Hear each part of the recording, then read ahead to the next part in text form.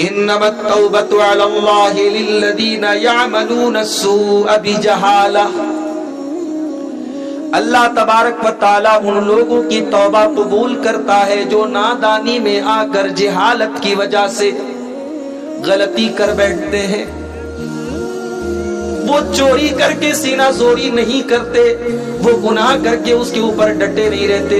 ان سے اگر انجانے میں، نادانی میں، جہالت میں اگر کوئی گناہ ہو جائے، کوئی غلطی ہو جائے، اللہ فرماتا ہے انما التوبۃ علی اللہ للذین یعملون السوء بجہالہ ثم یتوبون من قریب، وہ فوراً توبہ کرتے ہیں، وہ توبہ کرنے میں ڈیلے نہیں کرتے، وہ توبہ کے بارے میں سوچ وچار نہیں کرتے۔ میرے پیارے ساتھیوں، آج ہماری اور آپ کی زندگی گناہوں کی دلدل میں ہم دھسے ہوئے ہیں۔ شاید کوئی دن ایسا نہیں گزرتا کہ ہم کوئی نہ کوئی اللہ کی نافرمانی نہیں کرتے، پھر بھی ہم توبہ نہیں کرتے، ہم اللہ کی بارگاہ میں اپنے گناہوں کی معافی نہیں مانگتے۔ آخر ایسا کیوں ہے؟ کیا ہمیں اس بات کا احساس نہیں ہے کہ موت کا ہرکارہ کبھی بھی ہمارے پاس آ سکتا ہے، اور موت کو اپنے سامنے دیکھنے کے بعد پھر اگر ہم توبہ کریں گے تو اللہ ہماری توبہ قبول نہیں کرے گا۔ حتی اذا جاء احدهم الموت قال رب ارجعون، میرے بندو جب موت آتی ہے میرا بندہ کہتا ہے اللہ ایک موقع تو مجھے اور دے دے، ایک چانس مجھے اور دے دے، ایک بار تو دنیا میں جانے کا موقع مجھے اور دے دے، لعلی اعمل صالحا فیما ترکت، اے اللہ ایک موقع اور دے دے، میں وعدہ کرتا ہوں اب کوئی گناہ نہیں کروں گا، کوئی نافرمانی نہیں کروں گا، نیک عمل کروں گا، تجھے راضی کرنے والا عمل کروں گا۔ اللہ فرماتا ہے کلا انہا کلمۃ هو قائلها، اے میرے بندے یہ تو بس تیرے دل کی ایک بات ہے، تیری ایک تمنا ہے جو تیرے منہ سے نکل رہی ہے۔ اے میرے بندے تیری یہ تمنا کبھی پوری ہونے والی نہیں ہے۔ وَمِن وَرَائِهِمْ بَرْزَخٌ إِلَىٰ يَوْمِ يُبْعَثُونَ، اب تیرے مرنے کے بعد اب تیرا دنیا سے کوئی کنیکشن نہیں بچا، اب تو برزخ کی زندگی گزارے گا، اب تیرے بیچ میں اور دنیا والوں کے بیچ میں ایک دیوار کھڑی ہو گئی، اب تیرے ساتھ جو معاملہ ہوگا وہ دنیا والوں کو نہیں پتا، اور دنیا والوں کے ساتھ جو معاملہ ہے وہ تجھے نہیں پتا۔ مرنے کے بعد پھر آپ کو توبہ کا موقع نہیں ملے گا۔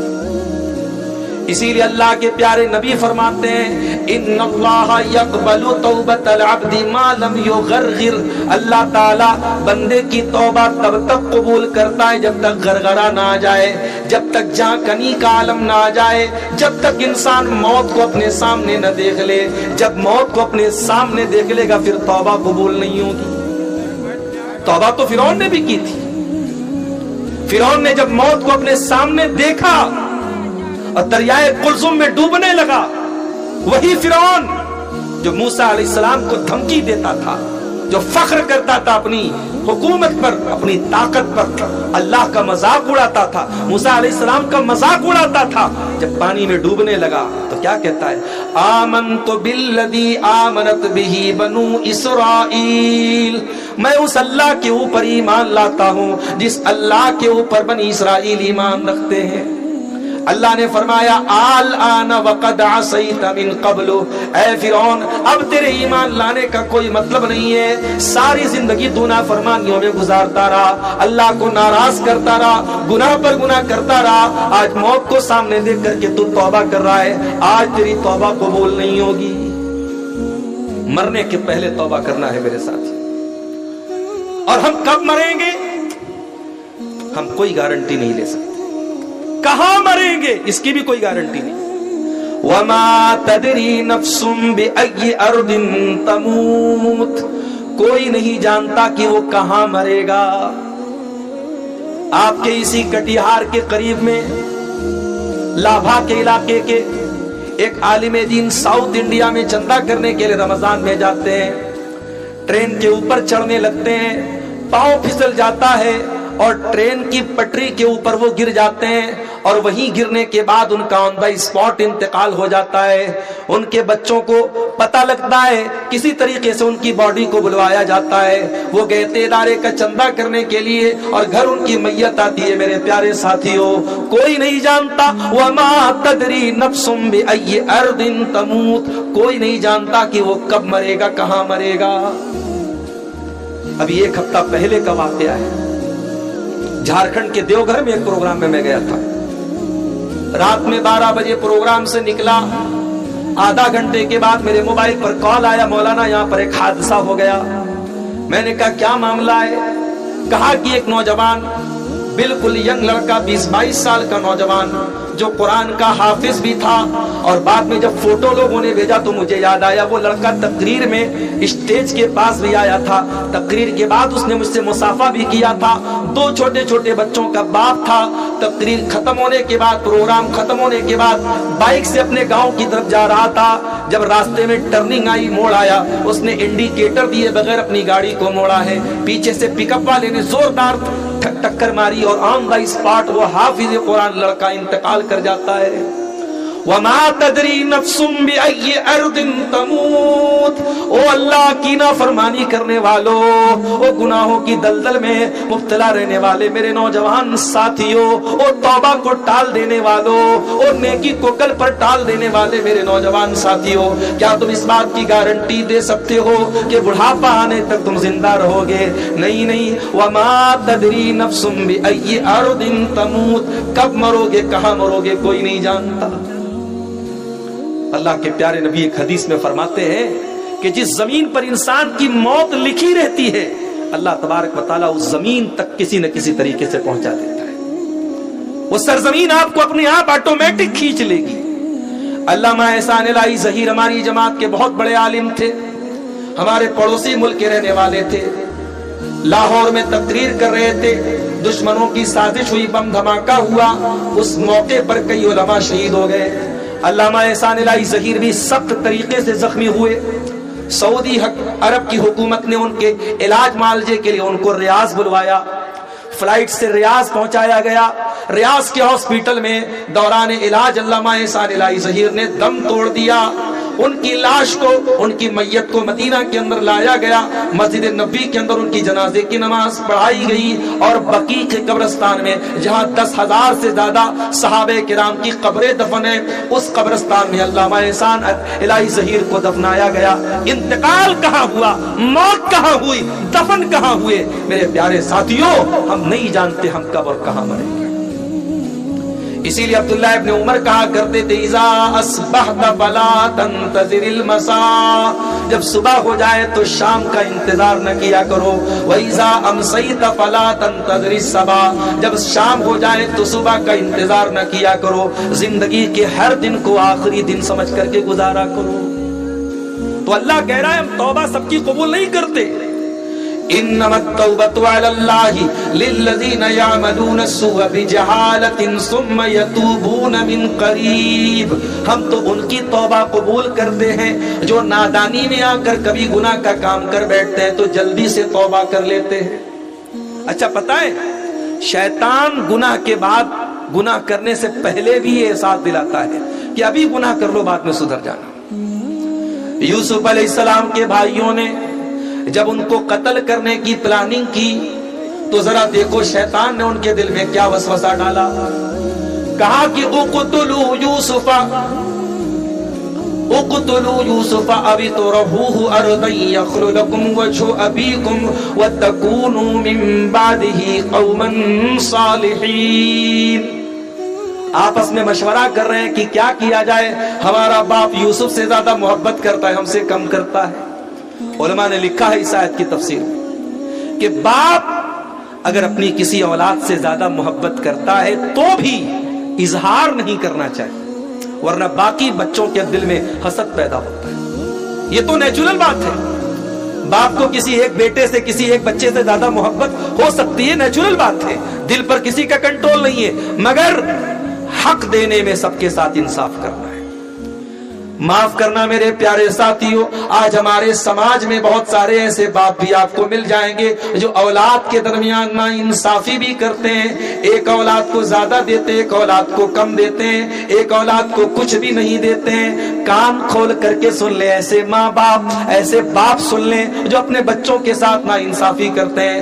اللہ کے نبی نے بڑی سخت وعید فرمائی، آپ نے فرمایا اتقوا اللہ وعدلوا بین اولادکم، اللہ سے ڈرا کرو، اپنی اولاد کے درمیان انصاف کیا کرو، نا انصافی مت کیا کرو۔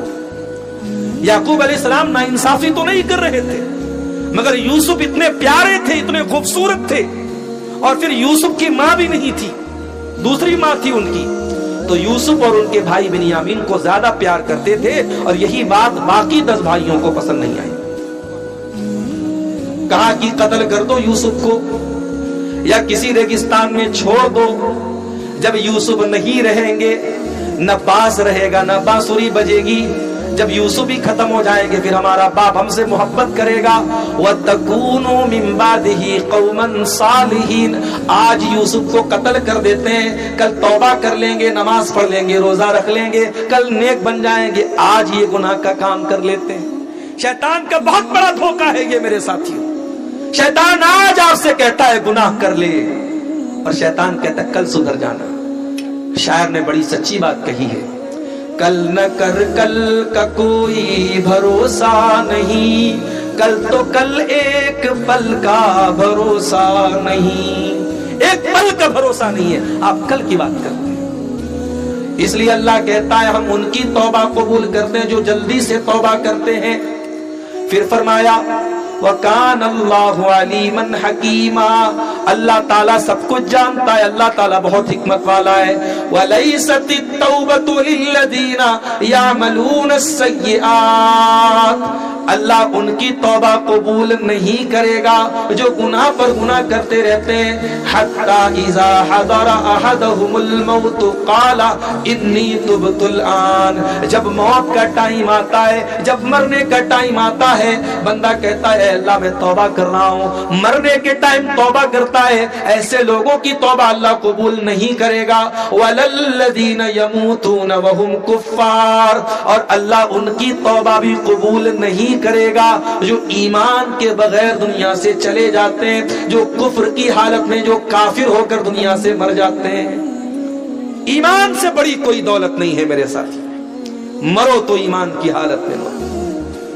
آج ہمارے لیے یہ بھی لمحے فکریہ اور سوچنے کا مقام ہے۔ آج ہماری قوم کی بیٹیاں نصرت جہاں سے نشا سنگھ بن جاتی ہیں، مسلمان لڑکی مرتد ہو جاتی ہے، یہ سامان، یہ سوچنے کا سامان ہے، یہ سوچنے کا مقام ہے۔ میرے پیارے ساتھیوں، ایمان سے بڑی کوئی دولت نہیں ہے۔ آج جب لوگ اپنے اپنے مذہب کے مطابق کوئی اپنے بدن کو ننگا کر کے اللہ کو خوش کرنے کی ناپاک کوشش کر رہا ہے، کسی کے مذہب میں ندی میں نہانے پر اس کے پاپ دھل رہے ہیں، کسی کے مذہب میں ننگا رہنا ہی اس کے لیے بڑا برکت کا سبب ہے، کسی کے یہاں شرمگاہ کی عبادت کی جا رہی ہے، کوئی گائے کو دیکھ کر کے ہاتھ جوڑ رہا ہے، کوئی گائے کا پیشاب پی رہا ہے، کوئی گائے کا گوبر کھا رہا ہے۔ یہ سارے مناظر دیکھ کر کے میرے پیارے ساتھیوں ہمارے دل میں یہ احساس پیدا ہوتا ہے، اے اللہ تیرا بہت بہت کرم ہے، تیرا بہت بہت احسان ہے اللہ، جتنا تیرا شکر ادا کرے کم ہے۔ تو نے ہمیں مسلمان بنایا، تو نے ہمیں اسلام جیسی نعمت سے نوازا، اسی لیے جب جنتی جنت میں جائیں گے تو کیا کہیں گے؟ الحمدللہ الذی ہدانا لہذا وما کننا لنہتدی لولا ان ہدانا اللہ۔ اے اللہ تیرا کرم اور تیرا شکر ہے کہ تو نے ہمیں ہدایت کی نعمت سے نوازا۔ اے اللہ اگر تو نے ہدایت نہ دی ہوتی تو ہم ہدایت نہیں پا سکتے تھے۔ ہماری سب سے بڑی دولت ایمان کی دولت ہے میرے ساتھی، اس دولت کی حفاظت کو میری بہنوں، کوئی لاکھ محبت اور پیار کا اظہار کر دے، کوئی لاکھ تمہارے اوپر دورے ڈال دے، کوئی لاکھ تمہارے حسن و جمال کی تعریف کر دے، ایمان سے کبھی کمپرومائز مت کرنا، ایمان سے کبھی سمجھوتا مت کرنا، اس سے بڑی کوئی دولت نہیں۔ سمیہ شہید ہو گئی اسی ایمان کو بچانے کے لیے، بلال تپتی ریت پر لیٹ گئی اسی ایمان کو بچانے کے لیے، صہیب رومی نے سب کچھ قربان کر دیا اسی ایمان کو بچانے کے لیے، صحابہ نے اپنے سگے بیٹوں سے جنگ کی میدان جنگ میں اسی ایمان کو بچانے کے لیے۔ ایمان سے بڑا کوئی رشتہ نہیں، ایمان سے بڑی کوئی دولت نہیں، ایمان سے قیمتی کوئی چیز نہیں، اسی لیے اللہ کہتا ہے ہم ان کی توبہ قبول نہیں کریں گے۔ وَلَلَّذِينَ يَمُوتُونَ وَهُمْ كُفَّارٌ، جو کفر کی حالت میں دنیا سے چلے جائیں گے، کافر کی توبہ اللہ قبول نہیں کرے گا۔ اور یہاں ایک بات اور نوٹ کر لیجیے، ہمارے یہاں ایک کہاوت ہے اردو میں، صبح کا بھولا شام کو لوٹ آئے تو اسے بھولا نہیں کہتے۔ اللہ رب العالمین کے یہاں الگ ہی فارمولا ہے۔ ہمارے یہاں اگر کوئی بھولا صبح کا بھولا شام کو لوٹ جائے تو ہم کہتے صاحب اس کو بھولا مت کہو۔ اللہ کا قانون کیا ہے ذرا سن لیجئے، قرآن کا 19واں پارہ اٹھائیے، اللہ فرماتا ہے میرے نیک بندے والذین لا يدعون مع اللہ الہا آخر، میرے نیک بندے شرک نہیں کرتے، ولا یقتلون النفس التي حرم اللہ الا بالحق، کسی بے قصور کی ہتیا نہیں کرتے، ولا یزنون، اور زنا نہیں کرتے، میرے نیک بندے یہ 3 بڑے بڑے مہا پاپ نہیں کرتے۔ اگر کوئی پوچھے آپ سے کہ اسلام میں مہا پاپ کیا ہے، اسلام میں سب سے بڑا گناہ کیا ہے، تو بتا دینا سب سے بڑا گناہ شرک ہے، پھر قتل ہے، پھر زنا ہے۔ یہ 3 میجر کرائم ہے اسلام میں، سب سے بڑے گناہ ہے، شرک کرنا، قتل کرنا، زنا کرنا۔ اللہ فرماتا ہے میرے نیک بندے یہ تینوں کام نہیں کرتے، وَمَن يَفْعَلْ ذَلِكَ يَلْقَ أَثَامًا، اور جو ان میں سے کوئی کام کرے گا وہ بہت مصیبت اٹھائے گا، يُضَاعَفْ لَهُ الْعَذَابُ يَوْمَ الْقِيَامَةِ، اس کو قیامت کے دن ڈبل عذاب دیا جائے گا، یضاعف له العذاب یوم القیامت ویخلد فیہ مہانا، اور وہ ذلیل ہو کر کے ہمیشہ جہنم میں رہے گا۔ اگر کوئی شرک کر کے، قتل کر کے اور زنا کر کے اللہ کیا جائے گا، ذلیل ہو کر کے جہنم میں رہے گا۔ اب ذرا اگلی آیت سنیے، الا من تاب وآمن وعمل عملا صالحا، ہاں اگر کوئی توبہ کر لے اور ایمان لے آئے اور نیک عمل کرے، فَأُولَئِكَ يُبَدِّلُ اللَّهُ سَيِّئَاتِهِمْ حَسَنَاتٍ، اللہ فرماتا ہے ہم ان کے گناہوں کو نیکیوں میں بدل دیں گے۔ اللہ اکبر۔ کل تک شراب پیتا تھا، کل تک زنا کرتا تھا، کل تک چوری کرتا تھا، کل تک حرام کام کرتا تھا، آج اللہ کی بارگاہ میں سچی توبہ کر لے، اللہ اس کے اکاؤنٹ کی، اس کے نام اعمال کی ساری برائیوں کو اللہ نیکیوں میں بدل دے گا۔ وارے کریم تیری رحیمی، وارے رحیم تیری رحمت، وارے کریم تیرا کرم، وارے رحمان تیری رحمت کے کیا کہنے میرے بھائیوں، اس اللہ کی شان کریمی کے کیا کہنے کہ وہ ایک گنہگار اگر سچی توبہ کر لے اس کے گناہوں کو نیکیوں میں بدل دیتا ہے۔ یہی نہیں، قرآن کا 30واں پارہ اٹھائیے، بہت مشہور سورت ہے سورۃ البروج، ہمیں سے بہت سارے لوگوں کو یاد بھی ہوگی، والسماء ذات البروج واليوم الموعود وشاهد ومشهود قتل اصحاب الاخدود النار ذات الوقود اذ هم عليها قعود۔ اللہ نے سورہ بروج میں واقعہ بیان کیا، کسی دور میں ایمان لانے والوں کو کافروں نے خندق کھود کر کے، کھائی کھود کر کے، گڈھا کھود کر کے زندہ جلا دیا تھا۔ عربی میں کھائی کو اخدود بولتے ہیں، کھائی کھود کر کے، گڈھا کھود کر کے ایمان والے بچوں کو، عورتوں کو، مردوں کو زندہ جلا دیا تھا۔ وَمَا نَقَمُوا مِنْهُمْ إِلَّا أَن يُؤْمِنُوا بِاللَّهِ الْعَزِيزِ الْحَمِيدِ، اور ایمان لانے والوں کا جرم کیا تھا؟ آج فلسطین کے شہر غازہ پر اسرائیل بمباری کرتا ہے، چھوٹے چھوٹے بچوں کی لاشوں کے ٹکڑے ہو جاتے ہیں، کیا قصور ہے ان مسلمانوں کا؟ قرآن 1400 سال پہلے جواب دیتا ہے، ہر دور میں وَمَا نَقَمُوا مِنْهُمْ إِلَّا أَن يُؤْمِنُوا بِاللَّهِ الْعَزِيزِ الْحَمِيدِ۔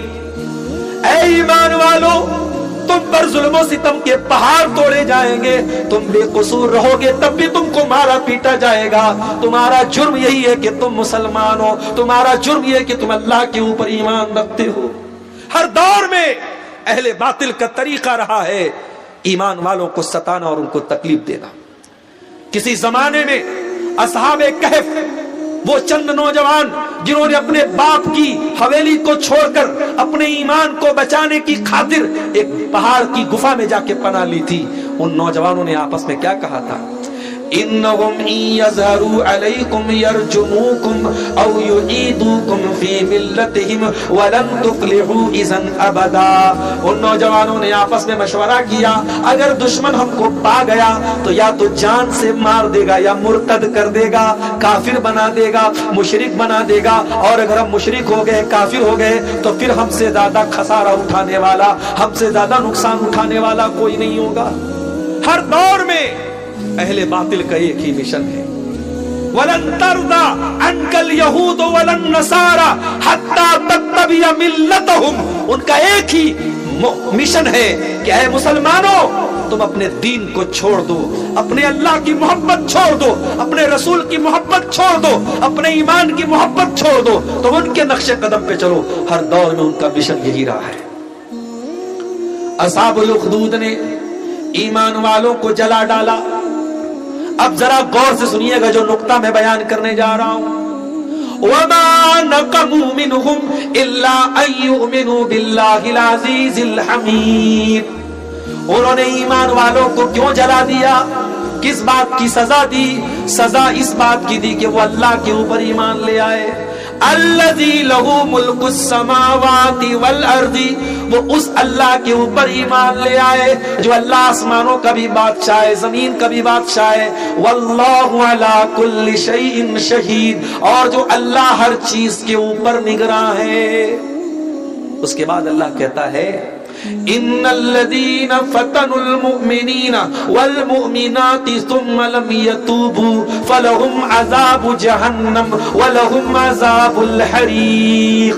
او لوگوں جنہوں نے میرے ایمان والے بندوں کو جلا ڈالا، ان کو آزمائش میں ڈالا، ان کو قتل کیا، اور پھر توبہ نہیں کی، پھر اللہ سے معافی نہیں مانگی، ان کو ہم جہنم کی آگ میں جلائیں گے۔ ذرا غور کرو، جنہوں نے ایمان والوں کو زندہ جلا دیا، اللہ ان کو بھی توبہ کی دعوت دے رہا ہے۔ جنہوں نے رحمان کے بندوں کو جلا ڈالا، اللہ کے بندوں کو زندہ جلا دیا، اللہ ان کو بھی توبہ کی دعوت دے رہا ہے۔ یہ اللہ کریم کا کرم ہے میرے پیارے ساتھیوں، یہ اللہ رحیم کی رحمت ہے، یہ اس رحمت والے رب کی یہ شان ہے میرے پیارے ساتھیوں۔ اور اب ایک آیت میں قرآن کی پڑھنے جا رہا ہوں، یہ وہ آیت ہے، عبداللہ بن مسعود کہا کرتے تھے کہ گنہگاروں کو سب سے زیادہ امید دلانے والی قرآن کی یہی آیت ہے۔ جو کوئی گنہگار ہے، کسی نے اپنی زندگیوں کو گناہوں میں گزارا ہے، اللہ کی رحمت سے مایوس ہو چکا ہے، آؤ تیرا رب تجھے آسرا دلا رہا ہے، تیرا رب تجھے امید دلا رہا ہے۔ سورہ زمر کی آیت ہے، قُلْ يَا عِبَادِيَ الَّذِينَ أَسْرَفُوا عَلَىٰ أَنفُسِهِمْ لَا تَقْنَطُوا مِن رَحْمَتِ اللَّهِ۔ اے نبی آپ کہہ دیجئے، اے میرے وہ بندو جنہوں نے گناہ کر کر کے اپنی جان کے اوپر ظلم کیا ہے، اپنے اوپر اتیاچار کیا ہے، اپنے آپ کو پریشان کیا ہے، لا تقنطوا من رحمت اللہ، اے گنہگارو تم اللہ کی رحمت سے کبھی مایوس نہ ہونا۔ توبہ کا دروازہ کھلا ہے، معافی کا دروازہ کھلا ہے، آ جاؤ، اللہ تمہیں معاف کرنے کو تیار ہے، تم پر کرم کرنے کو تیار ہے، تم اللہ کی رحمت سے کبھی مایوس نہ ہونا۔ ان اللہ یغفر الذنوب جميعا، تم سچی توبہ تو کر کے دیکھو، اللہ تمہارے سارے گناہوں کو معاف کر دے گا۔ بنی اسرائیل میں ایک آدمی نے 99 لوگوں کو قتل کیا تھا، 99 لوگوں کا مرڈر کیا تھا۔ پھر اس کے دل میں توبہ کا خیال آیا، اس نے پوچھا کسی سے اس دور کا سب سے بڑا عالم کون ہے؟ اس زمانے میں یوٹیوب نہیں تھا، ورنہ جس کا یوٹیوب پر ویو زیادہ آتا لوگ اس کو بتا دیتے یہ سب سے بڑا عالم ہے کہ نہیں؟ تو بھائی یوٹیوب کے حساب سے عالم کا کیٹیگرائزیشن طے ہوتا ہے۔ ہمارے پڑوسی ملک میں ایک بیوقوف ہے، وہ کہتا ہے میرے اتنے سبسکرائبر ہیں، اتنے لاکھ سبسکرائبر ہیں، اگر عیسیٰ علیہ السلام بھی آج دنیا میں آ جائیں تو میرے فالوور سے زیادہ ان کے فالوور نہیں ہوں گے۔ استغفر اللہ۔ اور دنیا کہتی ہے صاحب بہت بڑا اسکالر ہے وہ، ایسے اسکالروں کو ہم اپنے جوتے کی نوک پہ رکھتے ہیں۔ آج سوشل میڈیا کا دور ہے. آج کسی کے فیس بک پر دیوانے چند لوگ ہو گئے, یوٹیوب پر اس کے فالو کرنے والے, اس کے چینل کو سبسکرائب کرنے والے اور لائک کرنے والے چند لاکھ ہو گئے تو ہم نے سمجھ لیا صاحب سب سے بڑا علامہ بن گیا. نہیں میرے ساتھی, علم الگ چیز ہے, شہرت الگ چیز ہے. علم الگ چیز ہے اور دنیا والوں میں لائک پا لینا الگ چیز ہے. اس آدمی نے 99 لوگوں کے قاتل نے پوچھا سب سے بڑا عالم کون ہے؟ لوگوں نے بتایا فلاں کے پاس چلے جاؤ. فلاں کے پاس گیا تو وہ عالم نہیں تھا, وہ راہب تھا. What is the difference between Alam and راہب؟ راہب اور عالم میں کیا فرق ہے؟ عالم کہتے اسکالر کو اور راہب کہتے عبادت گزار کو. راہب تو تھا, اسکالر نہیں تھا, عالم نہیں تھا. عبادت بہت کرتا تھا, عالم نہیں تھا. وہ گیا 99 لوگوں کا قاتل, پوچھا بھائی میں نے 99 لوگوں کا خون کیا ہے, میں توبہ کر سکتا ہوں کیا؟ کہا کیا ہے میرے بھائی, تو 99 لوگوں کا قاتل ہے, تیری توبہ قبول نہیں ہوگی. کہا اچھا میری توبہ قبول نہیں ہوگی. اس نے اس کو بھی مار ڈالا. قاتل کے لیے قتل کرنا کون مشکل کام ہے؟ اس نے اس راہب کو بھی قتل کر دیا, 100 قتل کر دیے. پھر اس کے دل میں توبہ کا خیال آیا, پھر اس نے پتہ لگایا سب سے بڑا عالم کون ہے. اب لوگوں نے بتایا فلاں کے پاس چلے جاؤ. اب جس کے پاس پہنچا وہ حقیقت میں عالم تھا. تو جب مسئلہ پوچھنا ہو تو عالم سے ملنا چاہیے, راہب سے نہیں ملنا چاہیے. عالم سے ملو گے تب مسئلہ حل ہوگا, راہب سے ملو گے تو مسئلہ خراب ہو جائے گا. وہ 100 لوگوں کا قاتل جب عالم کے پاس پہنچا, اس سے جا کر کے کہا کہ میں نے 100 لوگوں کا مرڈر کیا ہے, میں توبہ کرنا چاہتا ہوں, کیا میری توبہ قبول ہوگی؟ کا بالکل قبول ہوگی. وَمَن يَحُولُ بَيْنَكَ وَبَيْنَ رَبِّكَ, اللہ کے درمیان اور بندے کے درمیان میں کیوں رکاوٹ بنوں؟ کوئی نہیں بن سکتا. اے میرے بھائی تو توبہ کرنا چاہتا ہے, ضرور تیری توبہ قبول ہوگی. شرط یہ ہے کہ تجھے اپنی بستی کو چھوڑنا پڑے گا. یہ برے لوگوں کی بستی ہے, تجھے نیک لوگوں کی بستی میں جانا پڑے گا. نیک لوگوں کی بستی میں جانا پڑے گا. فلاں بستی میں چلے جاؤ, وہاں تم کو جا کر کے تم توبہ کرنا, وہاں تمہاری توبہ قبول. اب ذرا غور کیجئے اللہ اپنی رحمت کیسے اتارتا ہے بندے کے اوپر.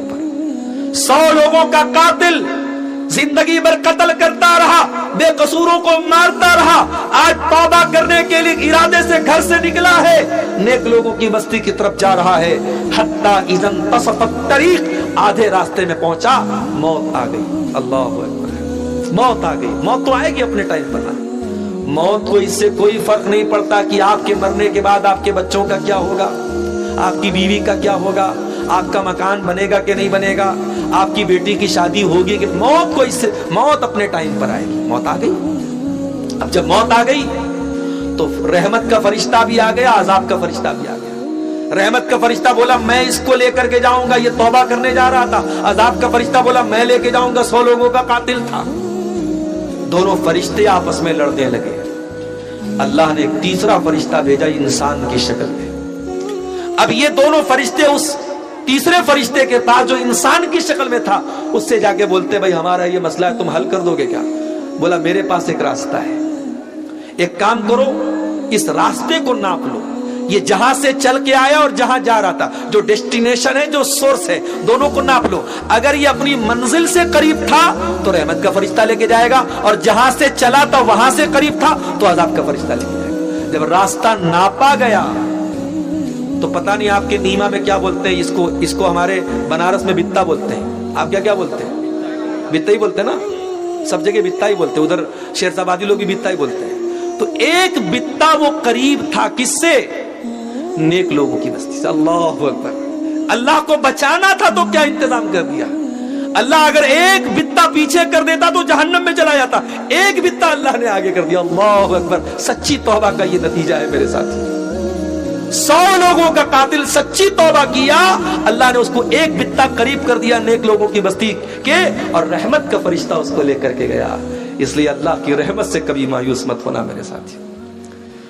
اسی لیے میرے پیارے ساتھیوں, اللہ کے پیارے نبی فرماتے ہیں، حدیث قدسی ہے، اللہ کے پیارے نبی صلی اللہ علیہ وسلم فرماتے ہیں کہ اللہ تعالیٰ فرماتا ہے یا ابن آدم لو بلغت ذنوبک عنان السماء، اے آدم کے بیٹے اگر تیرے گناہوں سے آسمان کے کنارے بھر جائیں اور پھر تو میرے پاس آ کر کے مجھ سے معافی مانگ لے، اگر میرے ساتھ کسی کو شریک نہ کرے، لأتیتک بقرابها مغفرہ، میں زمین بھر کے تجھے مغفرت دینے کو تیار ہوں، میں تجھے معاف کرنے کو تیار ہوں۔ اللہ تو ہمیں معاف کرنے کو تیار ہے میرے ساتھی، مگر ہم توبہ نہیں کرنا چاہتے۔ ہماری آنکھیں اتنی خشک ہو چکی، ہمارے دل اتنے پتھر ہو چکے ہیں، ہم کبھی اللہ کے سامنے کبھی روتے نہیں ہیں۔ میرے نوجوان ساتھیوں، اگر آج تک کی زندگی گناہوں میں گزری ہے، رات کو 2 بجے تک 3 بجے تک غلط کام کر کے سوئے ہو، تو جاؤ ذرا اپنے کمرے میں اپنے آپ کو بند کر لینا اور اللہ کی بارگاہ میں ہاتھ اٹھا کر کے اپنے گناہوں کو یاد کر لینا۔ اگر آنکھوں سے 2-4 آنسو کے قطرے گر گئے، کیا پتا وہ آنسو کے قطرے ہماری نجات کا ذریعہ بن جائیں۔ اللہ کے نبی فرماتے ہیں لا تدخل النار، وہ آگ جہنم میں نہیں جائے گی، عین بقت من خشیت اللہ، جس آنکھ سے اللہ کے خوف سے آنسو بہتا ہو وہ آنکھ جہنم کی آگ میں نہیں جلے گی۔ اللہ کے پیارے نبی صلی اللہ علیہ وسلم فرماتے ہیں 7 لوگ ایسے ہوں گے جن کو قیامت کے دن اللہ تعالیٰ اپنے عرش کا سایہ دے گا، ان 7 میں ایک خوش نصیب انسان وہ بھی ہوگا۔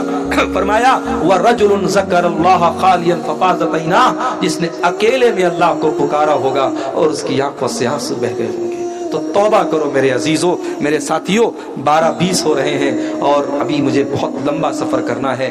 میں سمجھتا ہوں کہ تقریر کو اب یہیں سے اس کو اچھا سا موڑ دے کے ختم کر دینا زیادہ مناسب ہے۔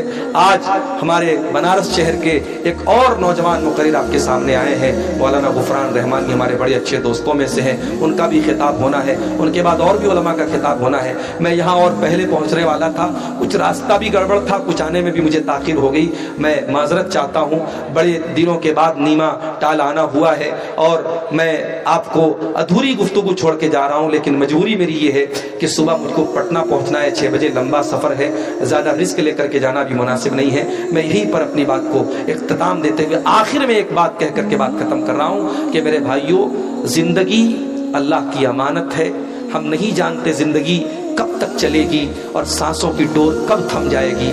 اس زندگی کو اس کے پہلے کہ یہ ختم ہو جائے، اللہ کو ناراض کرنے والی زندگی مت بناؤ، اللہ کو راضی کرنے والی زندگی بناؤ۔ سچی توبہ کر کے اس دنیا سے جاؤ میرے پیارے ساتھیوں، اور سچی توبہ کی پہچان یہی ہے کہ ایک بار کمٹمنٹ کر دیا کہ شراب نہیں پینا ہے تو نہیں پینا ہے، ایک بار کمٹمنٹ کر دیا کہ زنا کے قریب نہیں جانا ہے تو نہیں جانا، ایک بار یہ اللہ سے معافی مانگ لیا کہ فلاں کام نہیں کرنا ہے تو نہیں کرنا ہے۔ توبہ کا کبھی مذاق مت اڑانا، توبہ کا کبھی کھلواڑ مت کرنا کہ کسی گناہ سے توبہ کرنے کے بعد بار بار وہی گناہ کرنا، کبھی میرے ساتھیوں ایسا مت کرنا۔ اللہ ہم سب کو سچی توبہ کی توفیق عطا فرمائے، آمین۔ وآخر دعوانا